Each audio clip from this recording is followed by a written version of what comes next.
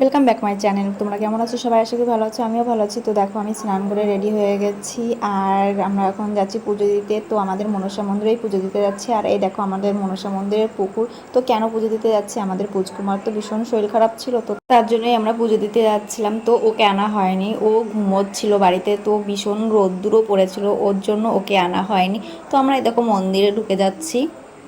আর এটা হচ্ছে মন্দিরের সিঁড়ি। তো মন্দিরের কাজ এখনও চলছে, এখনও মন্দিরের কাজ শেষ হয়নি, কবে শেষ হবে এখনও বলা যাচ্ছে না, কারণ একটু একটু করে কাজ শুরু হচ্ছে। আর এখানে দেখো আমরা সব কিছু গুছিয়ে দিয়েছি। আর আজকে ব্রাহ্মণ নেই, কারণ আজকে হচ্ছে রবিবার। তো রবিবারে ব্রাহ্মণ থাকে না, কারণ শনিবার আর হচ্ছে মঙ্গলবারেই ব্রাহ্মণ থাকে, আর অন্য বারে ব্রাহ্মণ থাকে না।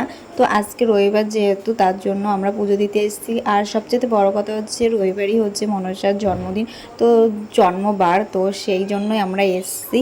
আর এইখানে দেখো আমরা পুজো দেওয়া প্রায় কমপ্লিট হয়ে গেছে। তো তারপরে দেখো আমাদের বাইরেটা, মন্দিরের বাইরেটা কি সুন্দর লাগছে দেখতে। জানো তো বাইরে ভীষণ রোদ্দুর, মানে তাকানো যাচ্ছে না বাইরে। আর তোমরা তো বুঝতেই পারছো কেমন রোদ্দুর বাইরে, আর ভীষণ তাপ দিচ্ছে গরমের।